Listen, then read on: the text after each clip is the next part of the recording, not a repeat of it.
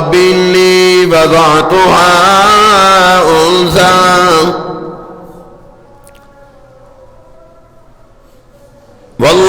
والله أعلم بما وضعت وليس الذكر كالأنثى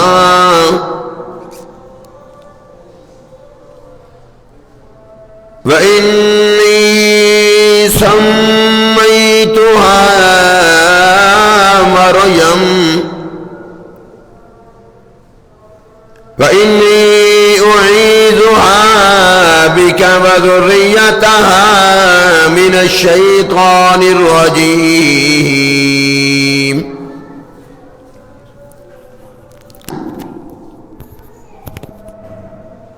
وقال الله تبارك وتعالى ولا يجرمنكم شنآن قوم على ألا تعدلوا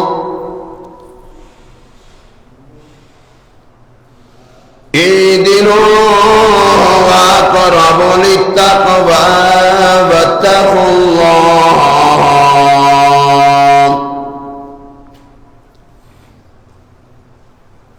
إن الله خبير بما تعملون.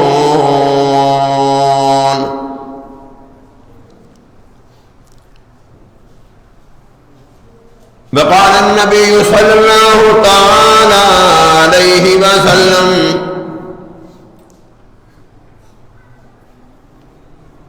من قتل رجلا من أهل الذمة لم يجد رائحة الجنة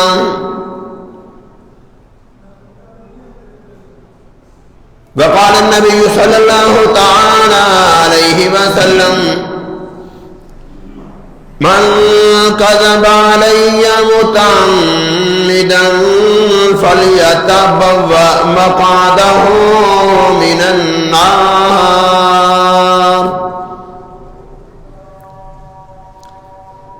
وقال النبي صلى الله تعالى عليه وسلم ارحم امتي بامتي ابو بکر واشدهم في امر الله عمر واصدقهم حياء عثمان واقضاهم علي رضوان الله تعالى عنهم اجمعين صدق الله العظيم وصدق رسوله النبي الكريم ونحن على ذلك لمن الشاهدين والشاكرين والحمد لله رب العالمين.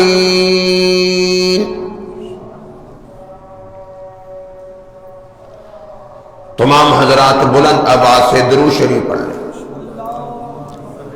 اللهم صل على محمد وعلى آل محمد كما صليت على إبراهيم وعلى آل إبراهيم إنك حميد مجيد. اللهم بارك على محمد وعلى آل محمد كما باركت على إبراهيم وعلى آل إبراهيم إنك حميد مجيد.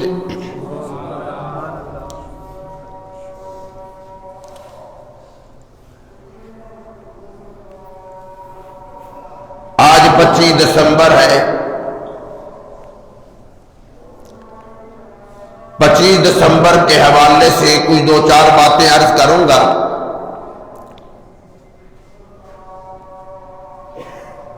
اور یہ ساری دنیا میں جو رونا رویا جاتا ہے کہ ہمیں اسلامی ممالک میں ہمیں حقوق نہیں ملتے، ہم اقلیتوں کو حقوق نہیں ملتے،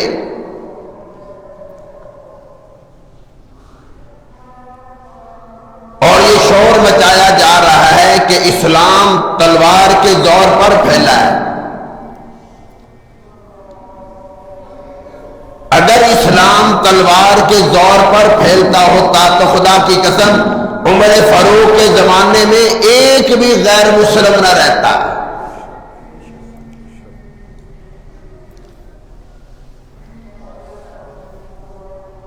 جناب سیدنا عمر فاروق رضی اللہ تعالیٰ عنہ نے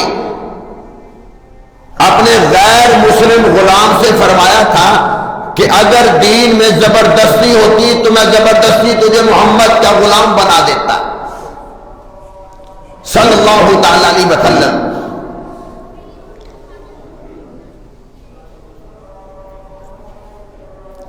بویلا مچا ہوا ہے، شور مچا ہوا ہے کہ اقلیتوں کو حقوق نہیں. ہم دوسرے ممالک کو تو نہیں جانتے، ہم اپنے ملک کی بات کرتے ہیں. میں اکثر دوستوں سے کہا کرتا ہوں کہ جتنے حقوق ان لوگوں کو ہمارے ملک میں دیے جاتے ہیں اتنے حقوق تو ہمیں نہیں ملتے.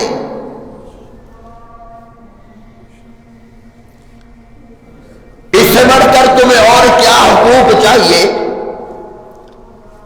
کہ ہمیں ٹرین میں سفر کرنا ہو تو لائن میں لگنا پڑتا ہے, اپنا شناختی کارڈ بنانا ہو تو لائن میں لگنا پڑتا ہے, اپنے ہی ملک میں اپنے ہی گھر کا بل جمع کرانا ہو تو لائن میں لگنا پڑتا ہے, اپنے ہی ملک میں اپنے ہی پیسے بینک سے نکلوانے ہو تو لائن میں لگنا پڑتا ہے. تمہیں اور کتنے حقوق چاہیے کہ تمہیں گھر پہنچانے کے لیے خصوصی طیارے مہیا کیے جاتے ہیں.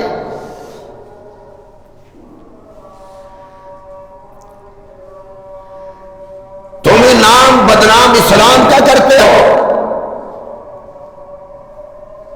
کسی ایک مسلمان کی غلطی کو لے کر تم سارا کا سارا ملک تباہ و برباد کر دیتے ہو اور پھر نام مسلمانوں کا لیتے ہو کہ یہ دہشت گرد ہے.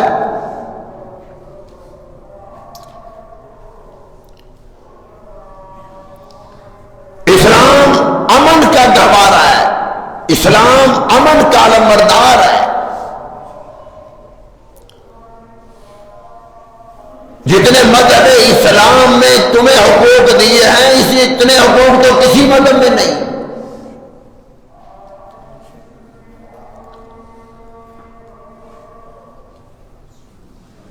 ہمارے شہر بازار میں آپ حضرات کو معلوم ہے کہ کتنے سکھ کام کرتے ہیں, اور ہماری پارلیمنٹ کے اندر صوبائی اسمبلیوں میں بھی اور قومی اسمبلیوں کے اندر بھی ہندو موجود ہے, سکھ بھی موجود ہے, اور ہم ان کی کبھی مخالفت نہیں کرتے, وہ اقلیت میں ہیں, ان کا حق ہے.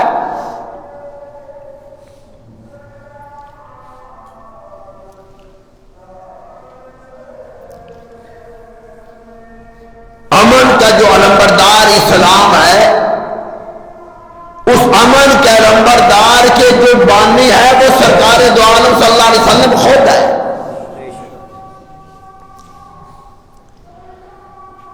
امام الانبیاء کی عمر مبارک کا ابھی 35 سال ہے, اعلان نبوت نہیں ہوا.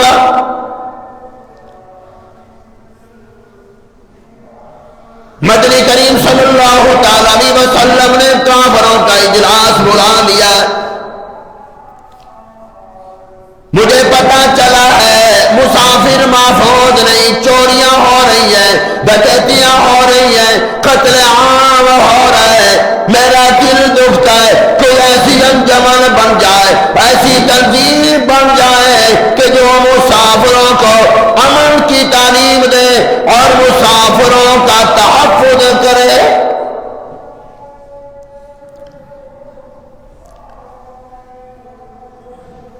سب کا مال, سب کی جان, عزت محفوظ.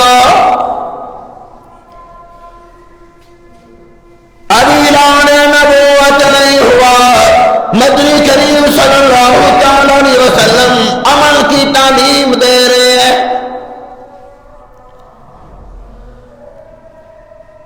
اور قریشیوں آ جاؤ, اور بنو ہاشم آ جاؤ, اور بنو عبد المطلب آؤ, اور بنو اسد آ جاؤ, بنو زہرا زہرا آ جاؤ, اور بنو تمیم آ جاؤ, سارے قبیلے جمع کر دیے.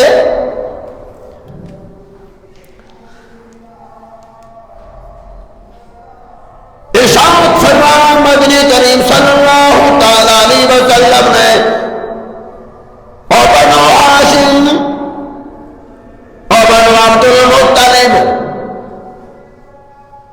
اور بنو اسد, بنو زہرا, بنو تمیم, اور ہم سارے مل کر یہ وعدہ کریں ایک دوسرے کی عزت آبروں کی حفاظت کریں گے.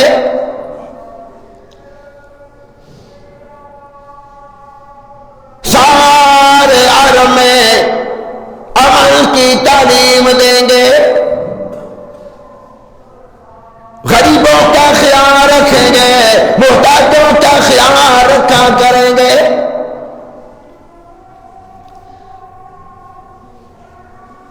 سب سے پہلے عالم میں جو امن کمیٹی بنائی گئی ہے وہ سرکار دو عالم صلی اللہ تعالی علیہ وسلم کی طرف سے بنائی گئی، اور اس کمیٹی کے بانی مدنی کریم صلی اللہ تعالی علیہ وسلم خود ہیں۔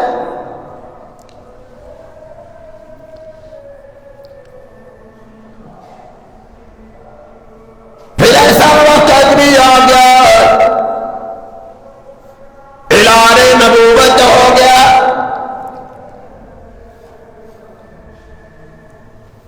اور آ جاؤ، سارے نبیوں کو نبی ماننا ضروری، مجھے نبی ماننے کے ساتھ ساتھ آخری نبی ماننا بھی ضروری۔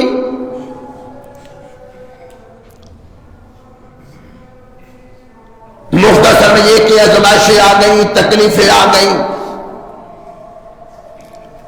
مصیبتوں کے پہاڑ ٹوٹ پڑے،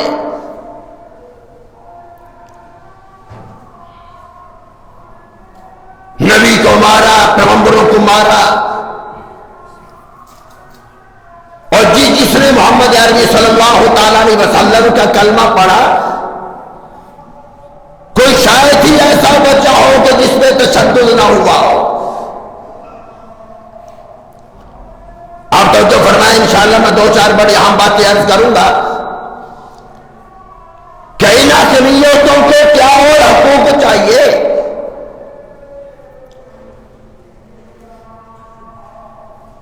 جتنی جنگیں لڑی گئی ہیں، چاہے بدر کا، چاہے احد کا،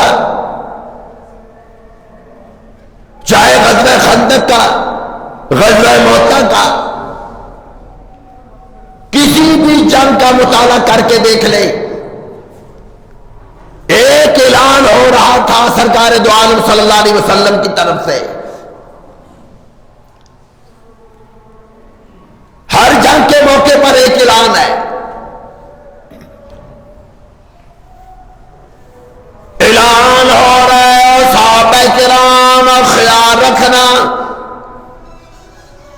کافروں سے جہاد کے لیے جا رہے ہو، ان سے مقابلے کے لیے جا رہے ہو، ان کے بوڑھوں کا خیال رکھنا، ان کے بچوں کا خیال رکھنا، ان کی عورتوں کا خیال رکھنا، ان کے بیماروں کا خیال رکھنا۔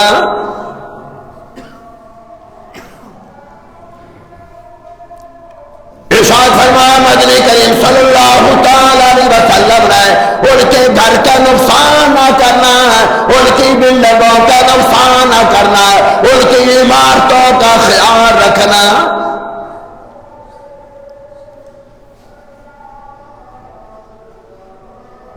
کئی جنگوں میں ایسا ہوا کہ وہ کافر گرفتار ہو گئے، وہ کافر قیدی بنا لیے گئے، اور جو میدان جنگ سے پکڑ کر لائے ہیں اور ان لوگوں کو پکڑا گیا ہے کہ جنہوں نے ظلم و ستم کے پہاڑ ڈھائے، اب وہ قید میں آ گئے، قیدی بن گئے۔ اب قیدیوں کے بارے میں وہ قیدی جو کافر تھے، غیر مسلم تھے، اللہ اکبر اللہ اکبر، اب حضور کا فرمان سنو کہ قیدیوں کے بارے میں صلی اللہ علیہ وسلم نے کیا فرمایا۔ دار قطنی کا مطالعہ کرو، ایک جنگی قیدی ہے، بدر میں پکڑا گیا، اس کا نام ابو عزیر ہے۔ اب وہ کہہ رہا تھا کہ میں جب پکڑا گیا تو میں بڑا ڈرا کہ میں نے بڑا ظلم کیا ہے ان پہ، مسلمانوں پہ بڑے ظلم کے پہاڑ ڈھائے ہیں، آج معلوم نہیں میرا حال کیا ہوگا۔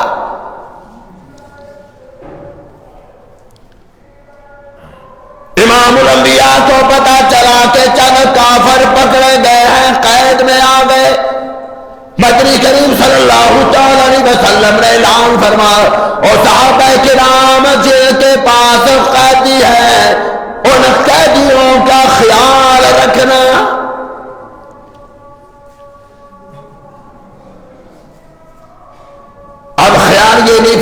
کہ چلو کھانا تم کھا لینا، جو بچ جائے اسے دے دینا۔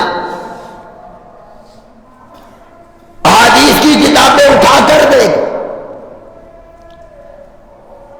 اعلان ہو رہا ہے صحابہ کرام تم بے شک بھوکے رہ جانا لیکن قیدیوں کو بھوکا نہ رکھنا۔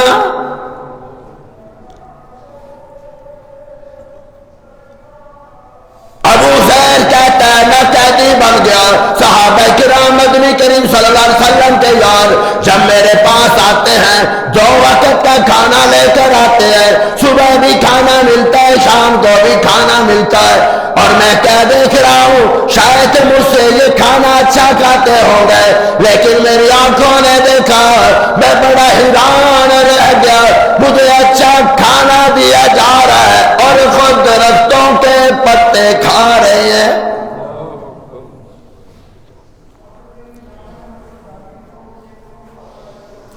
ابو ذر کہتے ہیں میں نے پوچھ لیا اور تمہیں کیا ہوا؟ میدان جنگ سے پکڑ کر لایا، ہم تمہارے مقابلے میں آئے، تمہارے صحابہ کرام کو ہم نے قتل کیا، تمہارے نبی پر پتھر برسائے، تمہارے نبی کے سر پر کوڑا کرکٹ پھینکا، آج تم خود درختوں کے پتے کھا کر گزارا کر رہے ہو اور ہم قیدی ہیں ہمیں اچھا کھانا دے رہے ہو۔ صحابہ کرام فرمانے لگے یہ ہمارے نبی کا حکم ہے۔ امام الانبیاء نے ارشاد فرمایا اسی وقت ابو ذر نے محمد کا کلمہ پڑھ لیا۔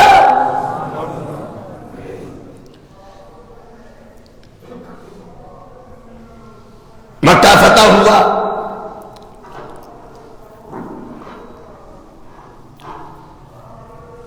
اب جن لوگوں نے ظلم کے پہاڑ ڈھائے تھے آج وہ ڈر رہے ہیں کہ پتہ نہیں ہمارا کیا حال بنے گا۔ ایک وقت ایسا تھا کہ امام الانبیاء جب خانہ کعبے کے پاس گئے، عثمان بن ابی طلحہ کے پاس خانہ کعبے کی چابیاں تھیں،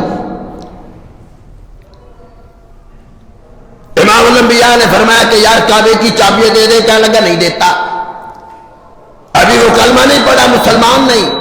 امام الانبیاء نے فرمایا یاد رکھنا ایک وقت ایسا آئے گا کہ تو اپنے ہاتھ سے مجھ محمد صلی اللہ علیہ وسلم کو چابیاں دے گا۔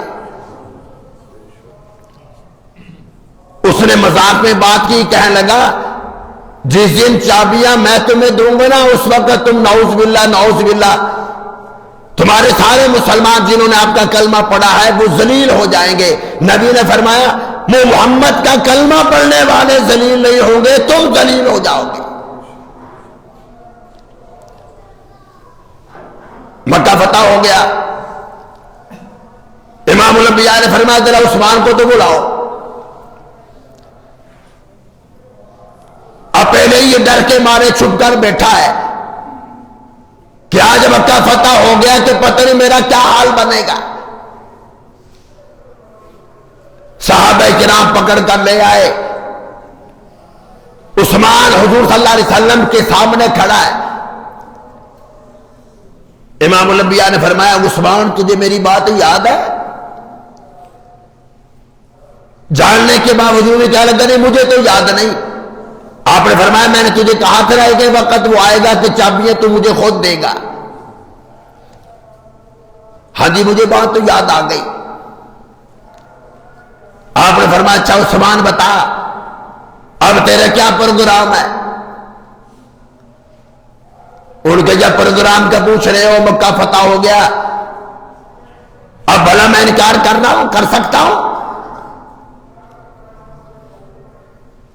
امام الانبیاء کو چابیاں پکڑائیں، ابھی کافر ہے مسلمان نہیں۔ نبی کریم صلی اللہ تعالی علیہ وسلم نے ارشاد فرمایا او عثمان تجھے کرتا ہوں. پھر ساتھ ہی فرما دیا عثمان قیامت تک یہ کعبے کی چابیاں تیرے پاس رہیں گی.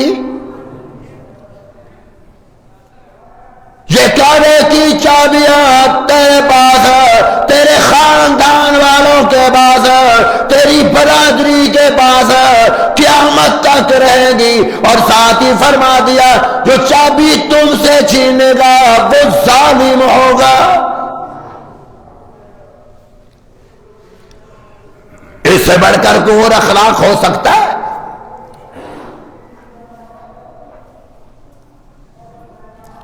تم جانوروں کی بات بھی کم سن لو کہ انسانوں کی بات تو الگ رہی، حضور صلی اللہ علیہ وسلم جانوروں کا بھی خیال رکھ رہے ہیں.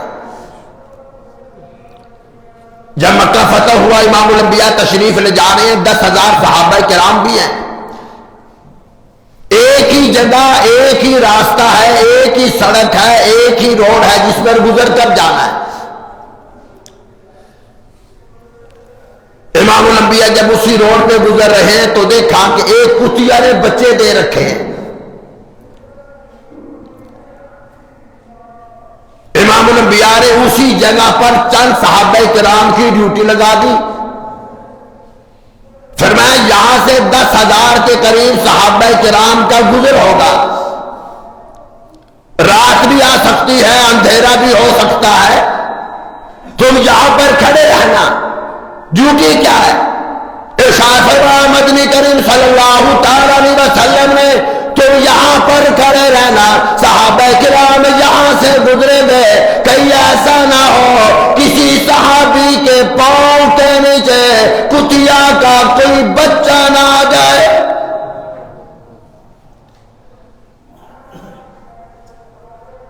وہ چند صحابہ کرام اسی جگہ پر کھڑے رہے، کہیں ایسا نہ ہو کسی صحابی کے پاؤں کے نیچے کسی کتیا کا بچہ نہ آ جائے. اور اگلی کی روایت سننا، سنن نسائی کی روایت ہے.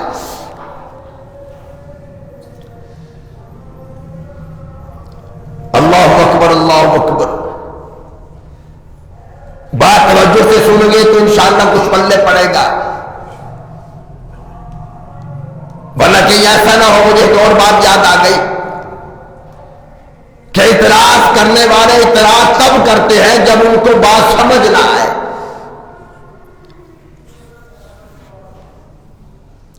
حضرت مولانا شاہ رفیع الدین رحمت اللہ دارالدیوبند کے محتمم رہے ہیں. حضرت صاحب نے ایک گائے پال رکھی تھی. اس گائے کے لیے چارہ خود لینے جاتے تھے. 12 بجے تک حدیث پڑھا رہے ہیں، 12 بجے کے بعد چارہ کاٹنے کے لیے جاتے ہیں اور گائے کو بھی ساتھ لے کر جاتے تھے. چارہ لے کر واپس آ رہے ہیں.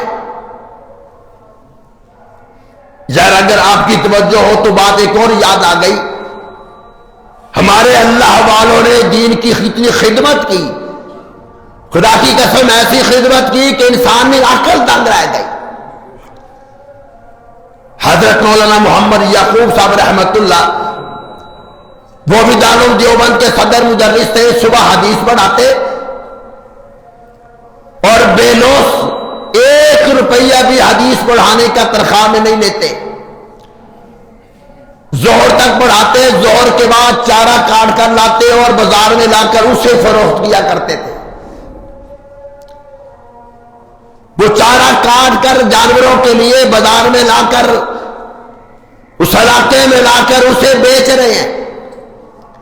اور جو پیسے ملتے تھوڑے تھوڑے پیسے رکھتے جاتے. 1 مہینے کے بعد علماء کرام کی وہ دعوت کر دیتے.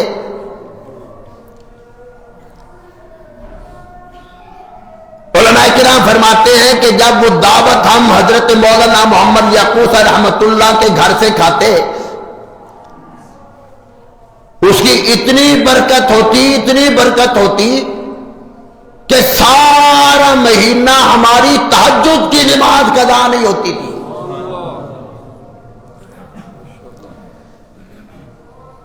تمہارا حضرت شاہ رفیع الدین رحمت اللہ وہ گائے لے کر آئے، کو مدرسے کا کام پڑ گیا، حضرت صاحب نے وہ گائے جو ہے وہ مدرسے کے صحن میں اس کو باندھ دیا تاکہ مدرسے کے کام سے جب فارغ ہو جاؤں پھر گائے کھول کر گھر لے جاؤں گا۔ اب گائے جو ہے وہ مدرسے کے صحن میں بندھی ہوئی ہے، ایک شخص آ گیا، اس نے کہا ہو مولویوں نے مدرسے کو بڑا بنا رکھا ہے، اعتراض ہی کرنا نا، بات سمجھ نہیں آئی کہ کیوں باندھا ہے، یہ گائے کیوں باندھ رکھی ہے؟ کہنے لگے مولویوں نے مدرسے کو بڑا بنا دیا۔ اور حضرت صاحب سامنے موجود ہیں، بیٹھے ہیں اور سن رہے، جواب نہیں دے رہے۔ اب وہ بولتا جا رہا ہے، باتیں کرتا جا رہا ہے، لوگوں نے کہا حضرت جی کچھ تو جواب دو۔ فرمانے لگے یار میری وجہ سے اس کو تکلیف ہوئی، اب نہ میں گائے باندھتا نہ بیچارہ یہ بولتا، میری وجہ سے اسے تکلیف ہو رہی ہے۔ فرمانے لگے غلطی میری، بس غلطی کا ازالہ یہ ہے کہ وہ گائے میں اسے دے دیتا ہوں۔ ماشاءاللہ وہ بھی بڑا بزرگ آدمی تھا، انکار ایک دفعہ بھی نہیں کیا، حضرت صاحب کی گائے ہی لے گیا۔ اور سارے علماء کرام دیکھ رہے ہیں، بڑے حیران ہو گئے کہ اچھا بھائی اعتراض کیا۔ حضرت صاحب نے شاید ویسے اخلاق میں بات کر دی تو حضرت صاحب نے گائے کھولی اور گھر کو چل پڑا۔ جب انسان کی توجہ نہ ہو پھر یہی حال ہوتا ہے۔ توجہ کرو، کوشش کیا کرو کہ وقت میں تشریف لایا کرو تاکہ پورا موضوع آپ کو سمجھ آئے۔ تو بہرحال میں عرض کر رہا تھا اقلیتوں کے حقوق اسلام نے ان کافروں کو کتنے دیے؟ سنن نسائی حدیث کی کتاب ہے، ارشاد فرمایا مدنی کریم صلی اللہ تعالی علیہ وسلم نے اور صحابہ کرام، آؤ میں تمہیں بتا دوں ان کافروں کے حقوق کیا ہے۔ ارشاد فرمایا مدنی کریم صلی اللہ تعالی علیہ وسلم نے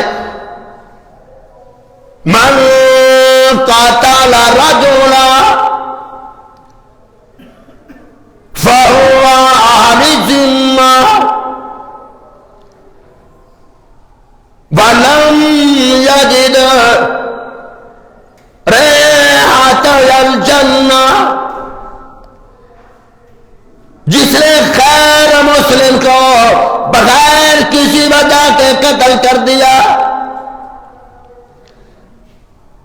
اس وجہ سے مار دیا، یہ کافر ہے، یہ بے ایمان ہے، یہ مسلمان نہیں۔ مدنی کریم صلی اللہ تعالی علیہ وسلم نے ارشاد فرمایا جس نے غیر مسلم کو بغیر کسی وجہ کے قتل کر دیا، آؤ میں تمہیں بتا دوں، امام الانبیاء نے فرمایا جنت کی بات الگ رہی، ایسے مسلمان پہ جو غیر مسلم کو بغیر وجہ کے قتل کر دے، ایسے مسلمان پہ جنت کی خوشبو بھی حرام ہے۔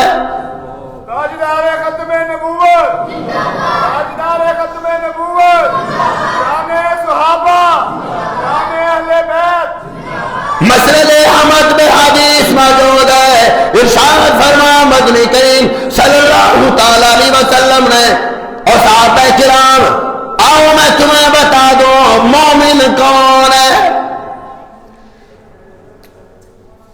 آؤ میں تمہیں بتا دوں ایمان والا کون ہے۔ ایک میں کہوں یہ مومن، ایک تو کہے یہ مومن، آ میں تمہیں بتاؤں مدنی کریم صلی اللہ تعالی علیہ وسلم فرما رہے ہیں اور صحابہ کرام، وہ صدیق آ جاؤ، عمر آ جاؤ، عثمان آ جاؤ، علی آ جاؤ، طلحہ زبیر آ جاؤ، میں تمہیں بتا دوں مومن کون ہے۔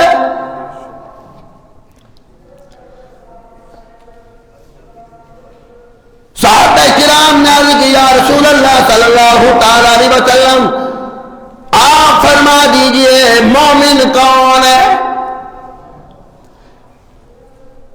ایمان والا کون ہے۔ ارشاد فرمایا مدنی کریم صلی اللہ تعالی علیہ وسلم نے، جو غیر مسلموں کے مال کا محافظ ہو، کافروں کی بلڈنگوں کی حفاظت کرے، ان کے بچوں کا خیال رکھے، ان کی عورتوں کا خیال رکھے، ان کے بوڑھوں کا خیال رکھے، کافروں کا جو خیال رکھتا ہو، حضور فرما رہے ہیں یہ مومن۔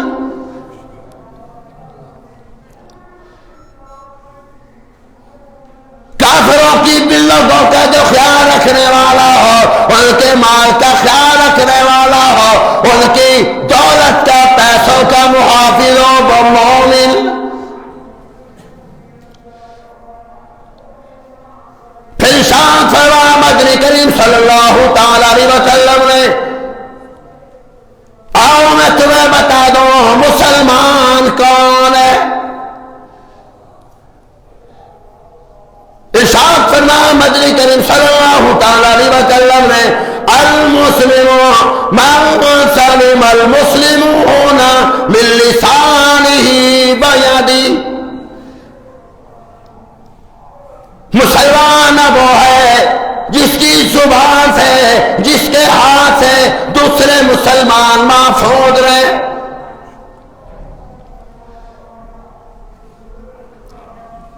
اب حضور صلی اللہ علیہ وسلم فرما رہے ہیں جو بغیر وجہ کے کسی کو قتل کر دے،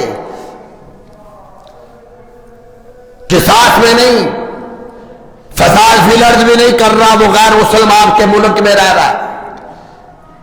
اسلام کہتا ہے جیسے تم مسلمان کے ایک دوسرے کے حقوق ہیں، ایسے کافروں کے بھی تم پہ حقوق ہیں۔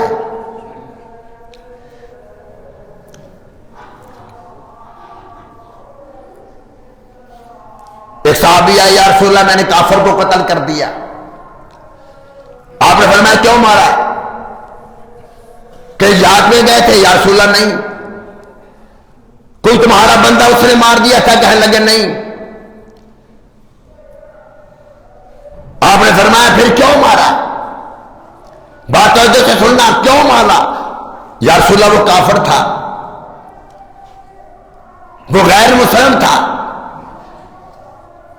ارشاد فرمایا مدنی کریم صلی اللہ تعالی علیہ وسلم نے، غیر مسلم کو مارنے والے، بغیر وجہ کے کافر کو مارنے والے، اعلان ہو گیا میرے صحابی کو قتل کر دیا جائے۔ کافر کے بدلے میں، کافر کے بدلے میں قصاص میں صحابی کو قتل کر دیا گیا۔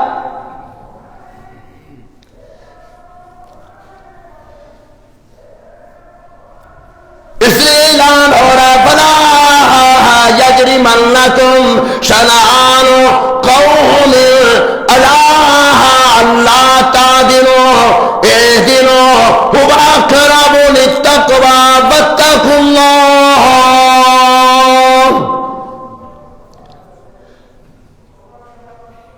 کسی کافر کی وجہ سے، ان کی دشمنی کی وجہ سے ان کافروں پر ظلم و زیادتیاں نہ کرنا۔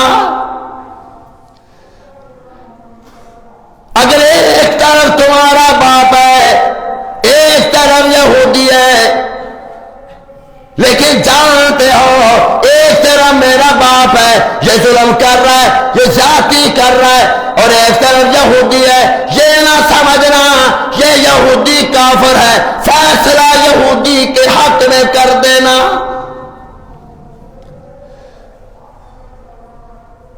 اگر وہ حق پہ ہے اس کی سائڈ لینا۔ ارجعوا اقرب للتقوى واتقوا اللہ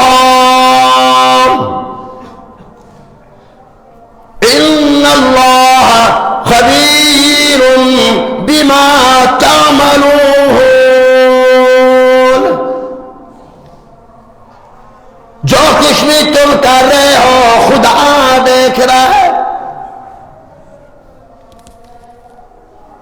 سے بڑھ کر اور کیا حقوق چاہیے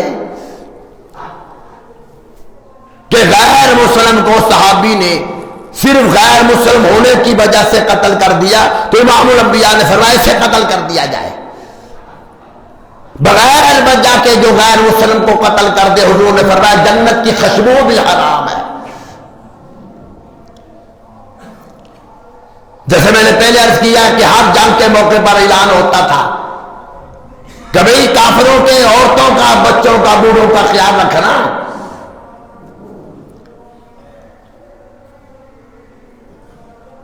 اب بڑی ایک اہم بات میرے ذہن میں آ گئی کہ اگر کافروں کے اتنے حقوق ہیں تو پھر تم مولوی لوگ مرزائیوں کے پیچھے کیوں پڑے رہتے ہو، قادیانیوں کے پیچھے کیوں پڑے رہتے ہو؟ یاد رکھنا ہم مرزائیوں کے پیچھے اس لیے پڑتے ہیں کہ وہ اپنے آپ کو اقلیتوں میں شمار ہی نہیں کرتے، وہ مانتے نہیں کہ ہم غیر مسلم، وہ کہتے ہیں ہم مسلمان ہیں۔ مسلمان شور کروا کر مسلمانوں کے ایمان پہ ڈاکہ ڈالتے ہیں۔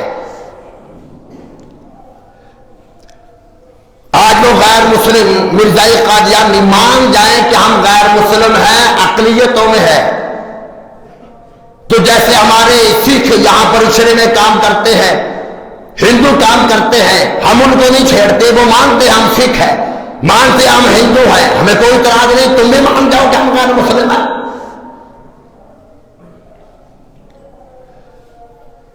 بلکہ ان کا تو مرزا لکھتا ہے کہ جو میری نبوت کو نہیں مانتا وہ سارے کے سارے کافر ہیں۔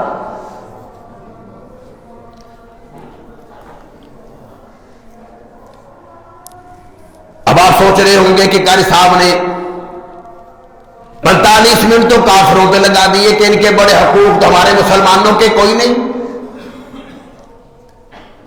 اور مسلمانوں پریشان نہ ہوا کرو، ہمارے تو آقا ہے، یار درود شریف پڑھ لو، ہمارے ساتھ تو ہماری سرکار ہے صلی اللہ تعالی علیہ وسلم، ہمیں کس بات کی ٹینشن، ہمیں کس بات کی پریشانی؟ یہاں تک ہمارا اسلام نے سرکار دو عالم صلی اللہ علیہ وسلم نے خیال رکھا ہے۔ بخاری شریف کی حدیث، مسلم شریف کی حدیث، ترمذی شریف کی حدیث، مدنی کریم صلی اللہ تعالی علیہ وسلم جب نماز جنازہ پڑھانے کے لیے تشریف لاتے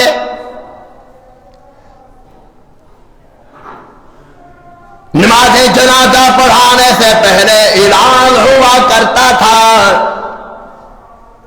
مرنے والے نے کسی کا قرض تو نہیں دینا، اگر مرنے والے نے کسی کا قرض ادا کرنا ہے مدنی کریم صلی اللہ تعالی علیہ وسلم نماز جنازہ پڑھانے سے انکار کر دیتے۔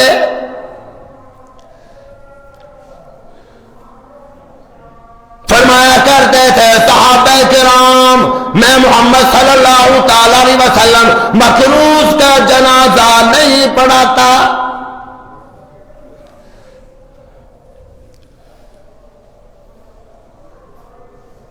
سارے گناہ معاف ہیں، خدا کا دریائے کرم جوش میں آ گیا، سب کو خدا معاف کر دے، لیکن امام الانبیاء نے فرمایا قرض معاف نہیں ہے۔ شہید کا اتنا رتبہ، شہادت کا اتنا رتبہ، ارشاد فرمایا مدنی کریم صلی اللہ تعالی علیہ وسلم نے شہید کو شہادت سے پہلے ہی خدا جنت میں گھر اس کا دنیا میں ہی دکھا دیتا ہے۔ ارشاد فرمایا مدنی کریم صلی اللہ تعالی علیہ وسلم نے شہید کی جانیں نکالی جاتی جب تک دنیا ہی میں جنت اسے نہ دکھا دی جائے۔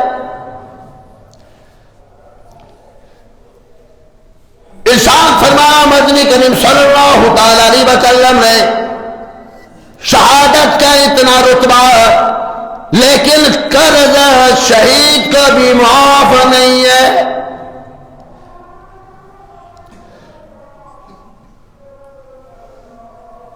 صحابہ کرام آئے، جنازہ تھا، امام الانبیاء نے اعلان فرما دیا اس نے کسی کا قرض تو نہیں دینا۔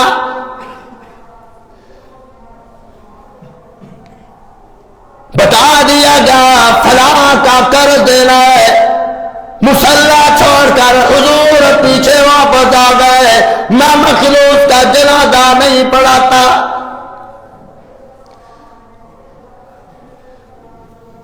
بیٹا رونے لگ گیا، بھائی رونے لگ گیا، چچا رونے لگ گیا، ہمارا بھائی ہمارا باپ بڑا گناہگار تھا، کوئی ایسا کام اس نے گناہ والا نہیں چھوڑا، کوئی جرم نہیں چھوڑا، ہم خوش تھے، آج حضور جنازہ پڑھائیں گے، شاید اس کی بخشش ہو جائے۔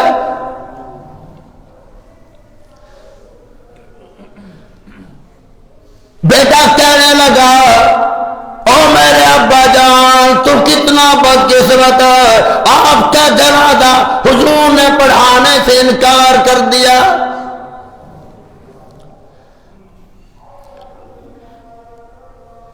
نبوت کی آنکھوں میں آنسو آ گئے، بیٹا رو رہا ہے، بھائی رو رہا ہے، سارا خاندان رو رہا ہے، ساری برادری رو رہی ہے، نبوت کی آنکھوں میں بھی آنسو، آج حضور نے جنازہ پڑھانے سے انکار کر دیا۔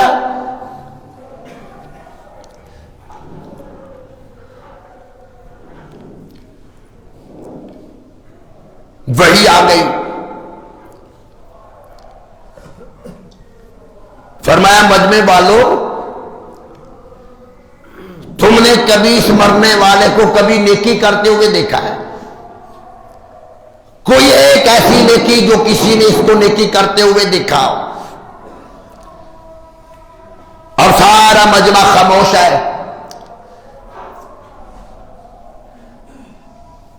ایک صحابی آگے یا رسول اللہ صلی اللہ تعالی علیہ وسلم میں اس کے ایک نیک عمل کا گواہ ہوں۔ نبی فوراً فرمانے لگے کون سے عمل کا؟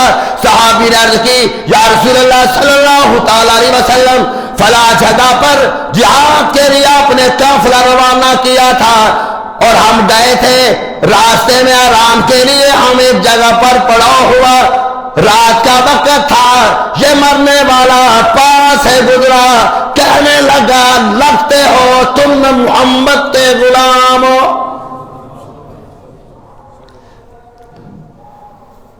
اور لوگوں میں نے بھی حضور کا کلمہ پڑھا تھا، دوبارہ حاضری نہ ہو سکی، کوئی گناہ ایسا نہیں جو میں نے نہ کیا ہو،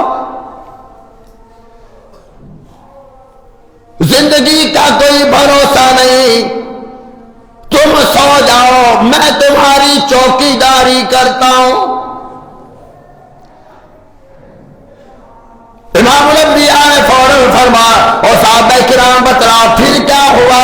عرض کیا رسول اللہ صلی اللہ تعالی علیہ وسلم ہم ساری رات سوئے رہے، یہ جاگتا رہا اور ہماری چوکی داری کرتا رہا، ہماری حفاظت کرتا رہا۔ حضور فرمان لگے وہ صحابہ صفے بنا لو میں محمد جنازہ پڑھاتا ہوں۔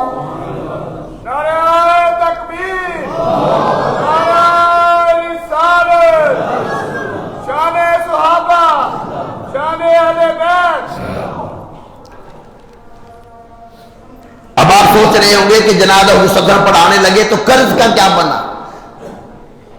جب یہ بندہ مقروض ہے تو حضور تو جنازہ پڑھانے لگے اور آپ نے جنازہ پڑھایا بھی۔ علماء کرام نے لکھا ہے مدنی کریم صلی اللہ تعالی علیہ وسلم نے فرمایا اور صحابہ کرام صفے بنا لو میں جنازہ پڑھاتا ہوں، اور ساتھ اعلان کر دیا اس مقروض کے جتنا قرض ذمہ ہے وہ سارا کا سارا قرض مجھ محمد کے ذمہ ہے۔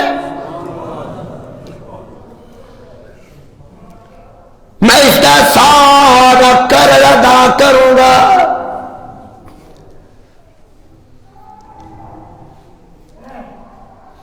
ایک صحابی نے جنازے کے بعد کہہ دیا یا رسول اللہ صلی اللہ علیہ وسلم آپ مقروض کا جنازہ پڑھانے سے انکار کر دیتے ہو. کوئی اگر یہ کہہ دے کہ میں اس کا قرض دیتا ہوں، کوئی اگر کہہ دیتا کہ اس کی ذمہ داری میں لیتا ہوں، کوئی محلے دار ہے، کوئی رشتہ دار ہے، آپ فرمایا کرتے تھے کہ ٹھیک ہے کوئی آدمی ذمہ داری لے لے میں جنازہ پڑھا دیتا ہوں. یا رسول اللہ صلی اللہ علیہ وسلم اگر کوئی ذمہ داری نہیں لیتا، غریب آدمی ہے بیچارہ قرض لے بیٹھا، بچے بھی طاقت نہیں رکھتے کہ باپ کا قرض ادا کرے، کاروبار بھی اس کا کوئی نہیں تھا، کچھ بھی نہیں تھا، محلے دار بھی ایسے نہیں کہ جس نے کوئی اعلان کر رکھا ہو کہ اس کا قرض میں ادا کروں گا. اب اس کی کوئی صورت، کوئی حل نکلنا چاہیے کہ یا رسول اللہ صلی اللہ علیہ وسلم قرض اس کی طرف سے ادا کرنے کا وعدہ کوئی نہیں کر رہا اور آپ جنازہ پڑھانے سے انکار کر دیتے ہو. کوئی درمیانی وجہ کو نکل آئے، کوئی درمیانی کو صورت نکل آئے. قربان جائیں سرکار دو عالم صلی اللہ علیہ وسلم کی ذات کیا قدس میں. اس کا حل بھی حضور صلی اللہ علیہ وسلم نے بتلا دیا. اس کے بعد جب ہی جنازہ ہوتا تو حضور صلی اللہ تعالی علیہ وسلم جنازہ پڑھانے سے پہلے پوچھتے کہ بھئی مقروض تو نہیں؟ تو بتاتا مقروض ہے. تو آپ فرمایا کرتے تھے کہ جس نے قرض لینا ہے اگر یہاں پہ موجود ہے میں اسے گزارش کرتا ہوں تو معاف کر دے، اور اگر یہ صورت نہیں پھر امام الانبیاء فرمایا کرتے تھے کوئی اس مجمع میں کوئی آدمی ایسا ہے جو اس کی طرف سے قرض ادا کر دے. اب اگر یہ بھی کوئی صورت نہ ہوتی، اگلا اعلان سننا کہ حضور میرے تیرے لیے کیا اعلان کر رہے ہیں. مدنی کریم صلی اللہ تعالی علیہ وسلم اعلان کیا کرتے تھے اگر مقروض کا کوئی قرض معاف نہیں کرتا یا ادا کرنے کا وعدہ نہیں کرتا، اعلان ہو جاتا تھا مقروض کے ذمے جتنا بھی قرض میں محمد ادا کروں گا وہ سارا قرض میرے ذمے.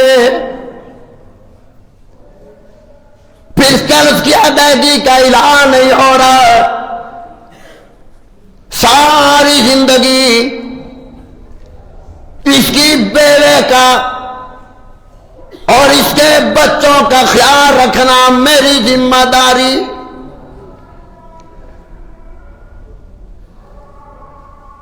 علماء کرام نے لکھا ہے 2700 آدمی امام الانبیاء کی حیات مبارکہ میں ایسے مخلوق ہیں جن کی قرض کی ادائیگی کا ذمہ داری مدنی کریم صلی اللہ تعالی علیہ وسلم نے خود لی. پھر قرض سب کے ادا کیے، صحابہ کرام ہدیہ دیتے رہے، حضور صلی اللہ علیہ وسلم مقروضوں کا قرض ادا کرتے رہے. یہ ہے اسلام نے، حضور نے ہمیں حقوق دیے، اقلیتوں کے حقوق ملے، کافروں کو حقوق ملے. سرکار دو عالم صلی اللہ علیہ وسلم نے ہمارے لیے کیا کچھ نہیں کیا. کبھی ہم نے بھی سوچا ہے کہ کبھی حضور صلی اللہ علیہ وسلم کا خیال رکھا ہو کہ قیامت کے دن ہماری وجہ سے ہمارے محبوب کو کسی پیغمبر کے سامنے شرمندگی کا سامنا نہ کرنا پڑے. یہ چند حقوق میں نے بتلا دیے جو کافروں کو بھی اللہ نے دیے، مسلمانوں کو بھی عطا فرمائے. دعا کیا کرو پروردگار عالم ہم سب کو ایک دوسرے کے حقوق سمجھنے کی توفیق عطا فرمائے، ایک دوسرے کی املاک کا، عزت آبرو کا، چاہے وہ غیر مسلم ہی کیوں نہ ہو، ان کی عزت کا خیال رکھنے کی ہم سب کو توفیق عطا فرمائے. وآخر دعوانا الحمدللہ رب العالمین.